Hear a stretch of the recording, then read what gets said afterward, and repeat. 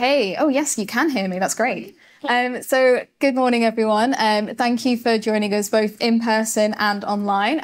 As an introduction, my name is Laura Foster and I am the Head of Tech and Innovation at techUK. Essentially, what that means is that it's my job at techUK to maybe look after a little bit more of our weird and wonderful technologies, things such as quantum or the Metaverse or Web3 technologies. So this panel today is going to be following on from the previous conversation, which was a fantastic conversation about research that's coming out of our universities.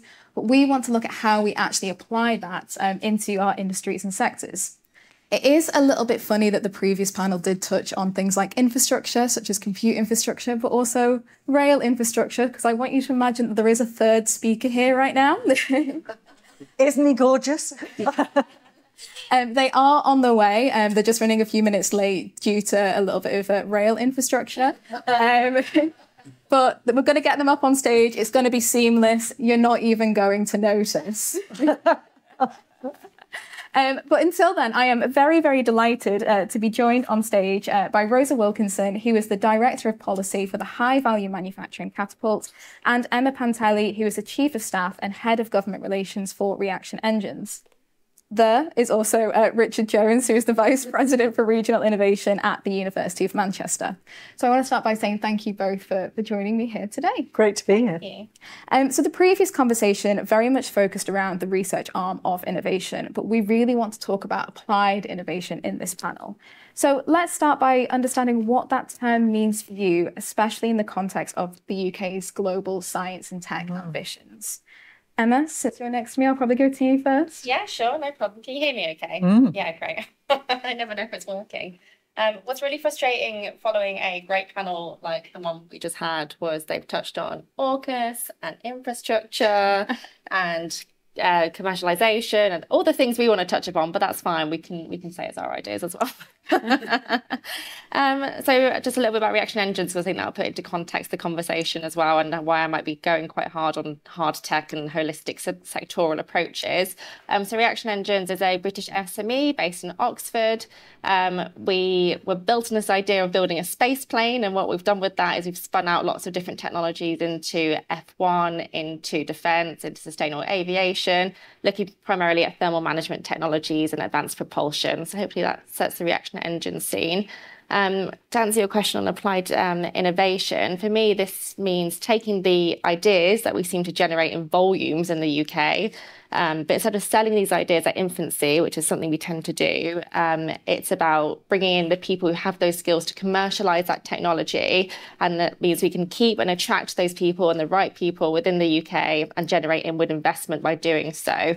A mantra we have at Reaction Engines, I keep quoting myself, is innovation is turning inventions into invoices. So that's a nice way of summarising applied innovation. That's fantastic. I love that. And let's come back to that theme of inward investment a little bit later on. But Rosa, what about you? I think Emma's given us a brilliant start there. It's a really, really good definition of what applied innovation means to me. It is very much about harnessing the brilliant research from people like the brilliant Richard Jones, who's just joined, and then turning it into something that pays the bills and builds communities. Can I just tell a bit of a personal story about what applied innovation really, really means to me? Some of you will have spotted from my accent that I'm a Yorkshire woman, and I'm proud of it. Yes, absolutely. I grew up just down the road from a little place called Orgreave. Yeah, some of you will have heard of Orgreave. It's most often associated with the Battle of Orgreave in the mid-1980s at a time of real industrial strife. Why was there industrial strife? Well, you had the backdrop of the miners' strikes, but you also had a whole area, a whole region going through industrial decline. It was genuinely the definition of its grim up north. Low hope, high unemployment, very low aspiration. Now, today, you go up to Orgreave, and what you will find is not a community that's been demolished, is not a huge, long waiting list outside the job centre. What you'll find is a thriving community with lots of businesses that have been attracted to it, have invested there. Why? Well, actually, they've invested there so that they can be close to an organisation that I know Richard knows a lot about, called the Advanced Manufacturing Research Centre. It's part of the High Value Manufacturing Catapult, and it's part of the University of Sheffield. And what it does is it takes that brilliant research that's in Sheffield University and actually in all of our universities and works with companies to translate it into something that pays the bills, that brings in investment, that creates sticky jobs that will last for the future. And it's certainly really worked. It's a magnet for inward investment from the likes of Boeing, McLaren, Rolls-Royce. All sorts of people are there. The biggest problem they have today is not finding a job if you're unemployed. It's actually finding the space in which you can set up your company because so many people want to be there. That's what applied innovation means to me. That was fantastic. Thanks, Rose. And I'd love to maybe deep dive into that a little bit more in just a second. But Richard, thank you for joining us. The first question that we've just been asking is what the term applied innovation means to you. Yeah, no, well, thank you very much. And I'm glad I finally got here. There's a landslide outside Market Harbour, so that tells us something about transport infrastructures and lack of resilience and the effects of climate change, but I'll leave that aside. And I think I want to draw attention to here is the paradox. There's a real paradox at the moment, which is that everywhere we see the evidence of accelerating technology in all kinds of different spheres. But when we look at productivity, how much value we produce per hour of work, we're just not seeing the effects of that accelerating technology. Productivity's been stagnating since 2008, perhaps before. This is actually the longest period of stagnating productivity that we've seen probably since the 19th century. And this has direct effects. This is why wages are stagnant. This is why public services are collapsing. It's because we haven't been able to translate technology into productivity. And, this has a very strong regional dimension too. I mean, having just come from the north, most of the country outside London, the southeast, most of the country is actually poorer than East Germany is. The situation we have is that most of the UK has not recovered from 1980s deindustrialization more slowly than East Germany recovered from communism. That's an astonishing state to be. So I think there is a failure in the way that we are translating technologies into businesses, into innovation, into producing new goods and services, being able to do things better, do things cheaper. And I do think, translation is really important. We've got a great science base in our universities. We've not been so good at translating that. And this is something that people have been saying for about 50 years. But the truth is, it's not anything. There's no kind of cultural issue that British people have that mean they can't do translation and innovation. It's just that we haven't been putting in the effort. And so I do think, translation, focusing on translational research, AMRC is a great example. We can talk about that more later, is what we need to do. But that's not, we've not been doing that. So I think we can celebrate the fantastic achievements we see in new technologies, but we have to face the facts that actually economically the country's in a real mess, and it is because of a failure to translate those advances into economic growth. Can I just pick up on the points that Richard was making about regional disparities? Yeah. Because I think it's a real issue, and it picks up on some of the points that we were hearing in the last panel as well, Laura. If you look around the UK, there are genuine regional differences. If you are based in what we call the Golden Triangle, somewhere between London, Oxford, Cambridge, you'll be able to find talented people. You'll be able to find great investors. You might well be able to find your way to bits of government support. You've got an ecosystem that works for you. And that is not true in all parts of the UK. Making sure that there is a whole system approach. Part of what makes the AMRC and that little cluster around the advanced manufacturing park that's being developed on the outskirts of Sheffield there work so well is that actually they've got all sorts of things going on there that make it work as an ecosystem. a key challenge for me that we've absolutely got to crack within the UK at the moment is making sure that it's not just government support and skills and talented people, but also money that flows outside of the Golden Triangle. Investors at the moment don't necessarily find their way up north. In fact, in Manchester, where Richard is now based, you know, you've got the Innovation Factory there, you've got people doing great things to really lure investors into areas where there are great things going on to try and make sure that we're connecting ideas, entrepreneurs, commercialization processes together and back it with funding. Really, really important if we want to even out some of those regional disparities. Fantastic. In fact, Matt Robinson, who is our head of nations and regions here at techUK, he wrote a fantastic article for the Tech and Innovation Programme that emphasises exactly that, that not all regions in the UK are starting from the same place when it comes from skills to infrastructure and crucially investment. So let's maybe touch on that a little bit more then. Obviously, investment is missing. What else is kind of missing from this levelling up that's coming? Can I kick off, maybe? Yeah, of course. Yeah, so I do think it's worth, highlighting this money question. You know, we think things often start with money. You know, and the work that I did with Tom Forth, demonstrated there is a £4 billion funding gap.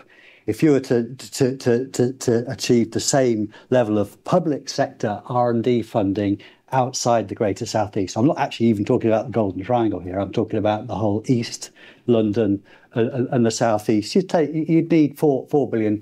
So in my city, Greater Manchester, you'd need 250 million a year additional public sector money to match the per capita investment that is achieved in the South East. I think it's an interesting point. I mean, I think one of the things that Tom and I showed, perhaps was most surprising from that work, was that the mismatch is greater in the public sector than in the private sector. So in places like the Northwest, in the East Midlands and the West Midlands, there are actually quite thriving private sector innovation systems, so quite a lot of private sector money, but the state is not backing that. So this is really, I think this is just essentially money left on the table. There's market signals here, people saying there's great stuff happening here, but the state isn't backing that up with the more basic R&D and the skills that would be needed to grow those systems. So I think it isn't just money. I think that devolution is important here. Places know their own strengths in a way that people in Swindon or Victoria Embankment don't or can't. But it's, you can't expect them to do that. Manchester has a fantastic tech scene at the moment. It's got a really strong AI sector, probably the strongest outside London. Well, probably with Cambridge, the strongest in England outside London.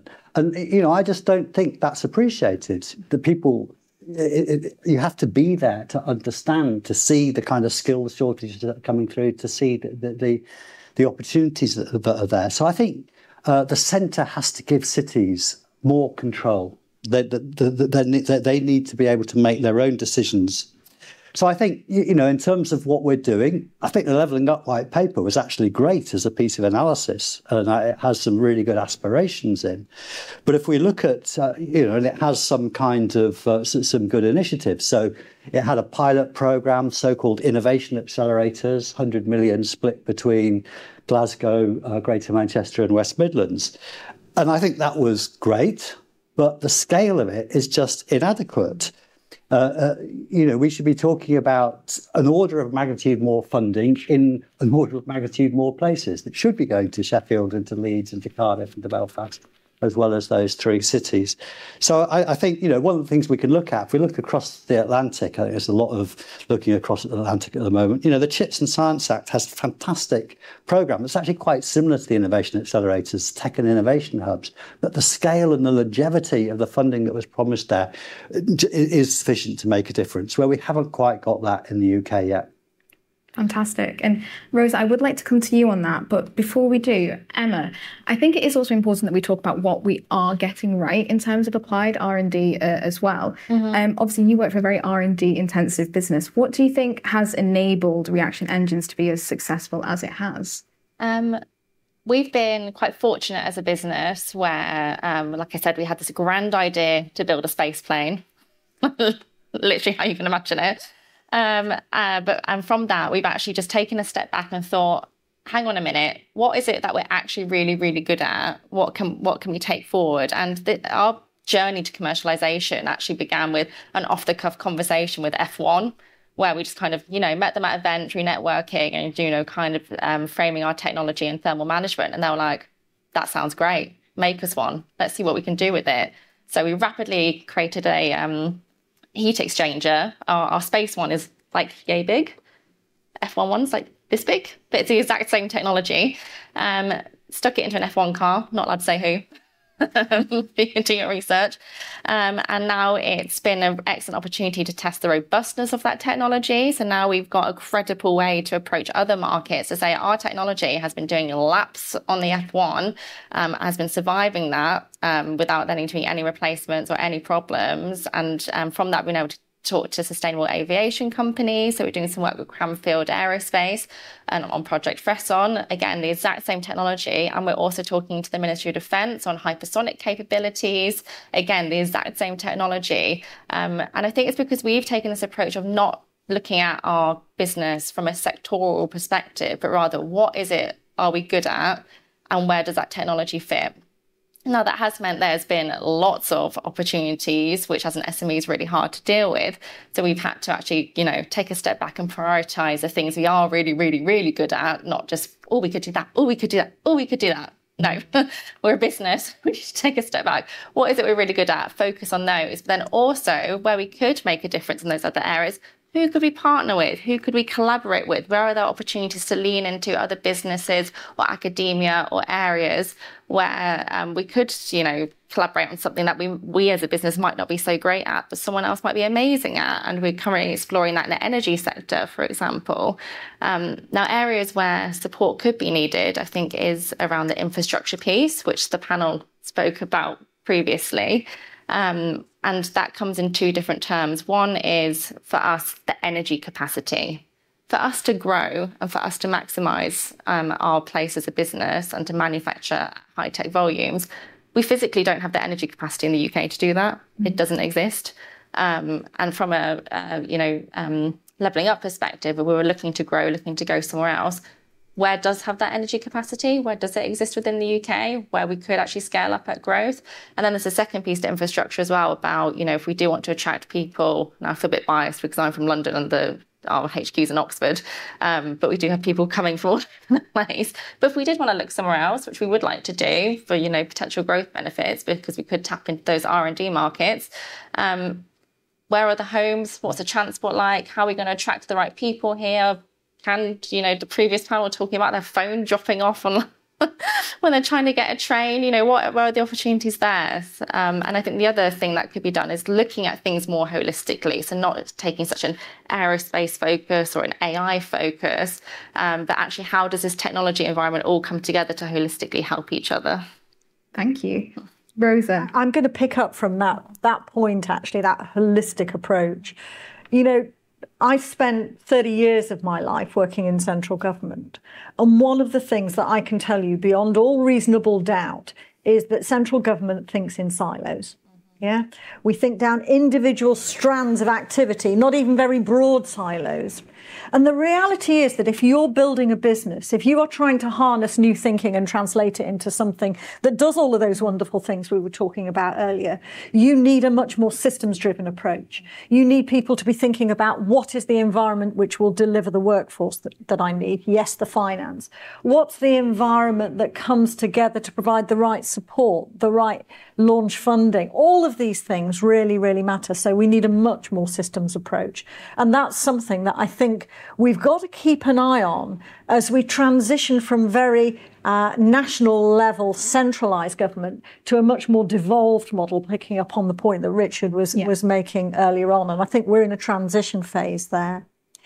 I think that the second thing that you need is, frankly, balls of steel and confidence.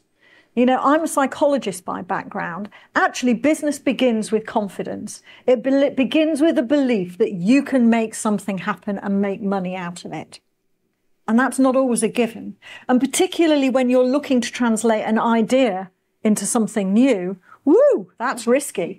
Comes with no guarantees. I mean, that's why we, the High Value Manufacturing Catapult, were created, because we have the right expertise, the right kit for people to be able to test out new ideas and evolve new products, processes, services, without sinking loads and loads of dosh into the process, so that we build confidence. But the other thing that you need that gives you confidence is stability.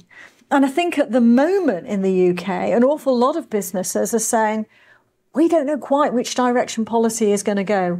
We don't know where tax is going to go. We were talking in the last session briefly about industrial strategy, having something that gives you that longer range certainty that you know more or less, given the odd tweak, what the business environment will feel like. Actually, that's not true just for businesses, but for universities, for every other form of organisation, frankly, for all of us as people. So stability matters.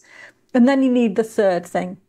And for me, are you ready for this, folks? I want you all to connect with your inner Spice Girls. It's the Spice Girls moment. So tell me what you want, what you really, really want. And I think that one of the things that we can do better here in the UK is to signal what are the key elements that we need. So, you know, if you think about the supply chains in different industries, where are the gaps? What opportunities does that create for people? Because if you can see those opportunities, then you can gear up to harness those new technologies and respond to them in ways that might help your company bottom line. I don't think we're very, very good at the Spice Girl thing. We don't tell people what they really, really want. Yeah, I think the stability question is crucial. You know, there's some debate at the moment about how many industrial strategies there have been since 2010. The smart money's on, I think 11 is is a good estimate. Do you want to take bets? But you know, actually stability is something that one can do at a city level that central government doesn't seem to be able to do. And you know, Greater Manchester has had a very consistent view about what its economic future has for the whole of that time. And, you know, operating at a city level, you can bring all those things together. So we have an organisation called Innovation Greater Manchester, which is, you know, it's a triple helix organisation. So it brings together all the universities, business, key business sectors, and the combined authority. And by operating in that joined up way, you know, you can answer the question. You know, Andy Burnham will talk about buses if you give him a moment. So he'll make sure that if we've got a big development site, you know, we've got the public transport there. We're engaging the FE sector, you know, because people always talk about skills, but, you know, FE has been the sector that has been utterly neglected for the last 10 years. And in terms of the joined up strategy, I mean, the Department for Education is about 100 yards away from Bays or DSIT or whatever it now is. But, you know, it might as well be a million miles. So they just don't talk to each other at all. And, you know, DFE has got no sense of, you know, the needs of different places. So we can do that. In terms of what you need, and you'll think we're a double act here, but that's why I love him so much. You know, there's something very important about you know, what do you need to do to rebuild innovation capacity and manufacturing capacity in a place that places like Barnsley, Rotherham, Rochdale, these are places that are really in a very bad state economically. They do need to rebuild it. And what AMRC, what Warwick Manufacturing Group, what NCC is doing increasingly, what CPI has done in the North East, has actually got beyond translational research. We talk about translational research, and that's what they were founded to do. But actually what they do is more than that. They do development of supply chains. They support businesses in entering new supply chains. They do enter into the skills arena. They think about how can we diffuse existing innovations into businesses. And that's something that I think, you know, economists tell us is really crucial. And I think, you know, in a way they've done that not because the government told them to. In fact, it's not actually in their mandate. It was the opposite of what we were told to do. In fact, we were Indeed. explicitly excluded from doing that early doors, but we found we had to. Exactly. And so, you had great leaders like Keith Ridgway and Lord Bhattacharya that, had a vision about what they could do. So I think it's really one thing that we should do is change that mandate so they do have an explicit mandate to do that. So, in Greater Manchester, we don't have a branch of the high value manufacturing catapult yet. We're using some of our innovation accelerator money to create. We have we've established what we call the Turing Innovation Catalyst. That's going to be very much about building innovation capacity in AI, which supports our very strong AI cluster. But a big part of that's actually got to be not just about, city centre agglomeration economies, but what do we do to translate, to diffuse those kind of innovations right across the whole conurbation, all 2.8 million people.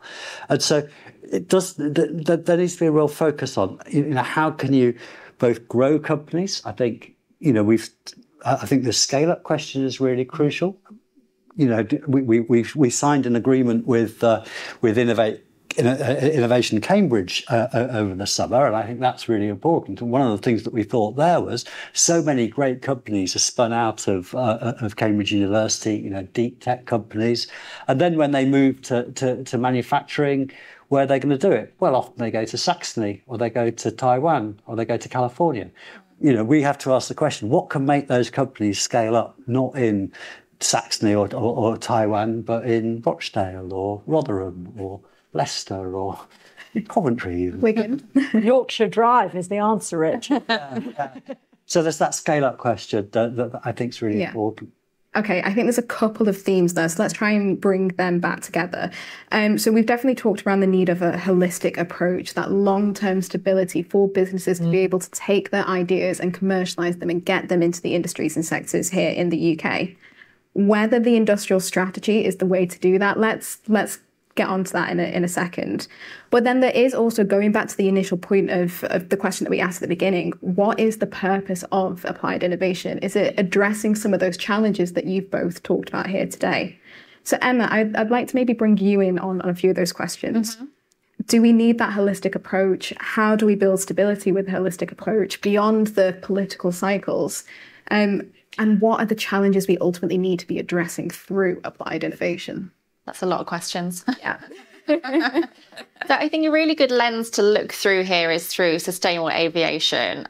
This government on a global stage is committed to reaching net zero. The next government, no matter what form they may appear in, has also committed to that. As a country, we have committed to reaching net zero by 2050. Yeah. So that is a mission-led approach. Now, the problem we're having is putting politics and policies to one side, even though they are critically important.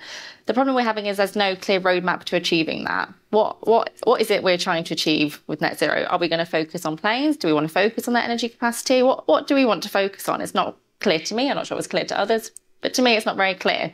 That's not helpful to anyone. But I do think there's a really good opportunity for us, industry, academia, businesses, government to come together holistically and think about that more strategically. One of the challenges we've had as a business is when we are operating in multiple sectors, it means we're also operating with multiple different regulatory rules and processes, which obviously are needed and they're necessary. But is there a way to actually streamline commercialising technology by looking at regulatory reform? If it's happening in F1, what can we do to make it happen quicker in planes? The same technology, like I mentioned, exactly the same technology. So I think there is an opportunity to look at applied technology through that missions approach, and that at least brings people together with a focus, and it's a long-term focus. And I think that's one of the problems we have as well, actually. It's like, if we're not going to see the benefits for 10, 15 years, like what good is that to me? But then we're not considering the spillover benefits, which is why I was annoyed the other panel mentioned it. Darn the other panel. That's okay. But the spillover benefits that do happen from technology that's happening, it's like, yes, we might not see the big payoffs for 10 to 15 years, but we are seeing these little wins happening. But are we shouting about them? Are we talking about, this innovation that is happening, or where these little things are happening, where we are actually commercializing things that will help this bigger prize at the end? I don't really think we are. I wonder if there are examples of that. I'm thinking maybe about the National Quantum Strategy. That's a 10-year strategy with 2.5 billion. They're not expecting next year to have that product ready, but they're talking about where we're going to be in 10 years. Is that kind of what you're looking for? Yeah, so it's where we're going to be in the long term, but also what are we achieving in the short term that's having those benefits as well. And again, I'm doing this from a hard tech perspective, so apologies. But I mean, on the hard tech software conversation, that's another area where people are looking at them in complete silos, when actually hard tech is the home to software, and software enables hardware to be even better. So why aren't we looking, some of the work we're doing with the MOD, for example, is hypersonics hardware. There's such a good opportunity to tap into the AI for that as well, which then links into the AUKUS conversation that was happening earlier in Pillar 2. There's all of these great opportunities, but there's none of that holistic surrounding around it. I do want to go to the audience for questions in a minute, but let's just finish this thread on this long-term holistic approach and what we need. Rosa, anything you want to add? Well, if I ask myself the question, what is an industrial strategy? Actually, I start with another question, which is, what is it that the country needs? Yeah. All right. Have we defined what the sovereign capabilities that we need here in the UK are? And then what is needed from our industry to deliver them? Okay. For me, an industrial strategy would look across a multitude of sectors, but it would be then the umbrella for a host of sectoral strategies. Okay. At the same time, you might find a number of technology strategies which could feed a number of different sectoral strategies, ultimately all feeding up to that top level industrial strategy and that very clear vision of what we want the UK to have as its sovereign capabilities and its strengths in the longer term. Okay? Once you have that, then you break down, well, what are the ingredients that you need to bake this particular cake? For me, we've already touched on a number of them: finance, skills, technology. You know, there are a host of things which are actually fairly familiar to most of us, but you need to put them in such a way that they will last longer. We've heard a number of organisations suggesting that actually an industrial strategy should be backed by an industry council of some sort, which has a statutory footing. So it goes beyond an individual parliament. And certainly something like that, I think, would be incredibly valuable, so that you have that confidence that I was talking about earlier for businesses to make their investments and then push forward. To play devil's advocate, do you not think we might already have that already with the science and technology framework and the individual technology strategies that sit underneath? One of my favourite books is Howard's End. It has a little moniker at the front of it, which is Only Connect. I'm not entirely sure that all of these different things at the moment connect. That's the problem for me. Richard? Yeah, I mean, I think, the problems that need to be solved are pretty obvious. That, the productivity one is probably absolutely at the top of it, so you can't do anything with an economy that's failing. Net zero is absolutely wrenching economic change. I don't think the full scale of that has yet been appreciated. And there isn't really a roadmap to it. And for an illustration of that, I just point to the debacle that has been the new nuclear build programme, and remind us of Nick Clegg telling us in 2010 that nuclear had nothing to do with the problem because it would take 10 years to come on stream. Here we are 13 years ahead, and we've got one it's under construction, but all the plans have fallen apart. So yeah, long-term thinking. Health and social care is a massive issue. Clearly, without improvements in productivity, that's not going to meet people's needs.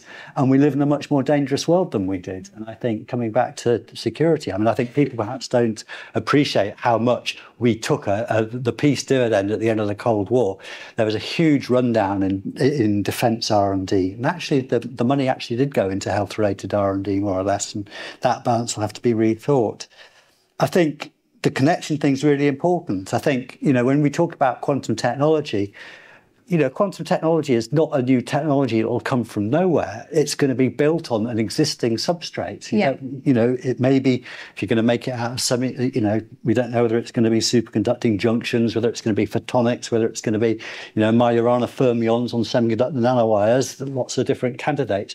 But, they all but they all depend on an existing base of industry capability, which actually is probably quite weak. And we do need to appreciate, particularly in semiconductors, for all that semiconductors has been identified as a priority, it is an area where the UK has really not done very much for actually pretty much by policy for a good 15 years. So there's all that. And I think one can be daunted about it, but one also has to recognise that the UK, well, Great Britain is an island, but in economical terms, it's not. The UK represents about 3% of the world's high-tech economy. As David Edgerton likes to say, the UK it's a big Canada, not a small USA. We can't have capability in everything. So we have to understand how we fit into these global supply chains and where we can take value from wider supply chains. It's amazing. I could hear Rosa wanting to come in then, but I think you made the point. Absolutely. I mean, if we get our industrial strategy right, it's not just looking inwards, it's looking outwards too. And for example, on semiconductors, Richard, you touch on that. We've got to make sure that we've got the right flow for the critical minerals that are needed to create those semiconductors. That requires us to have the right relationships around the globe to deliver those supply chains. Where we don't lead, we partner. Okay, so I think we do have a couple of minutes for questions, if there are any in the audience. I know we've had quite a wide-ranging conversation here. Does anyone have any questions at all? Easy ones, preferably. Hi, good morning, everyone. I thought it was a very, very interesting panel. Thank you very much. I'm Hugo, also from PwC. My focus is on financial services, and I wanted to pick up on the point around productivity, which I thought was very interesting.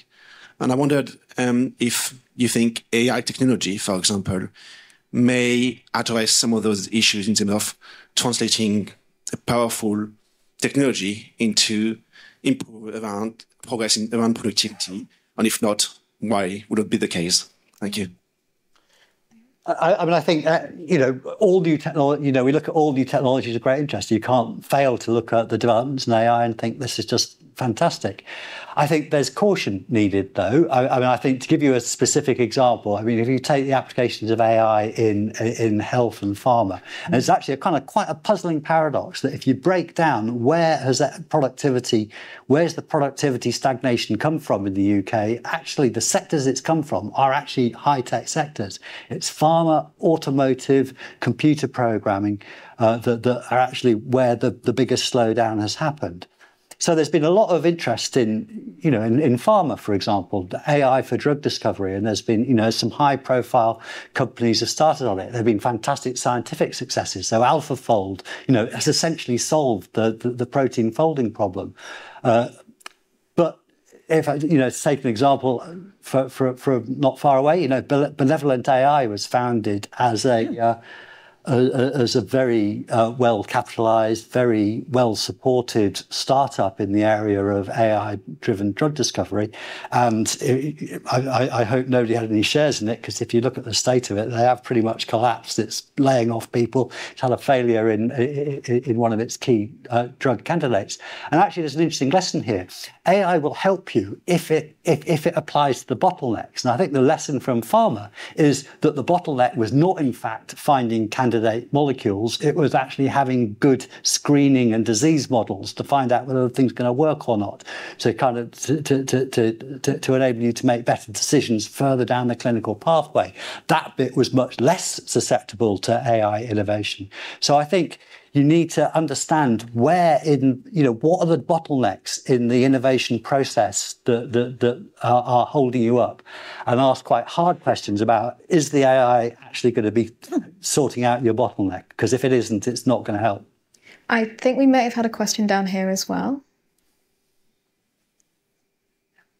No? Is there any other questions from the audience? I was just going to add... I've got a point. Sorry. Okay. I jumped the gun there. Okay, Rosa and then Emma. I was just going to add, from the business perspective, how we're looking at AI to utilise our productivity as a company. And And, you know, there does have to be some caution. So the first thing we've done is we've just set up an internal AI task force. We're not a massive business, but that's at least brought the people together who are passionate and interested in AI and how we could exploit it in a, you know, more realistic way. Phase one has been, what are the policies and procedures we need in place as a business? So, you know, we're not all there putting our like IP into ChatGPT, etc. Let's get that bit right first. Not that we are doing that, you know, as an example. But then the second bit is like, right, now let's bring these ideas together as a small core task force. And how could we be leveraging AI? And, you know, we've been exploring it in more effective coding or like checking coding for our engineers. And now we're going to start thinking, right, how could you use it for some of our, you know, manufacturing and processes? So I think there are definitely opportunities. I think, you know, as a business, we're treading carefully, seeing what we can do. But, you know, we are looking. And I'd absolutely agree with that. There are real opportunities there. But here's the thing. Whilst those opportunities might deliver benefits within individual companies, here in the UK, one of the really big problems that we've got is around the pace of adoption. Yeah. If you look at robotics as an example and automation, the UK is, I think, now the 8th largest manufacturer in the world. People say we don't make anything anymore. Bunkum, folks. We're the 8th largest manufacturer in the world. But on the list of number of robots per capita here in the UK, I think we're around sort of 30th. I forget the exact number. It might be even lower than that. So our pace of adoption is pretty poor. And actually, if we want some of those stats that Richard was talking about earlier to begin to shift, it's not about what's happening within individual companies. It's about what's happening in lots of individual companies before it has that real impact on our economy. Fantastic. Thank you. Cool. Is there any other questions from the audience? If not, we are a little bit over time. So no, definitely not your fault. This has been a fantastic conversation, but we now have the difficult task of trying to round up everything that we've talked about here today. So I am going to go to each and every one of you in turn and ask, what is the final message that you'd like to leave the audience with? Richard, because I'm going to go this way. I'm going to go to you first. Right. My final message, if we had an effective modern economy, every sector would be a tech sector and every region would have a tech cluster. Amazing. Thank you. Rosa? My message would be, never forget that businesses are run by human beings, and human beings need a whole range of things around them so that they feel confident enough to try new things. Thank you. And last but certainly not least. They've all been very short and sweet. Wanted more time. So my last message is, R&D is a funny thing, right? 50 years ago, we wanted flying cars. We got 140 characters, followed by 280 characters on X/Twitter, whatever we want to call it these days. So my final message would be, let's lean into the spillover benefits that are happening whilst keeping a clear eye on the prize for those big maximum benefits that we might see in 15 to 20 years. Amazing. What a final great message to leave this panel on and the opening of the Tech and Innovation Summit. And please do join me in thanking our speakers for joining me on stage here today.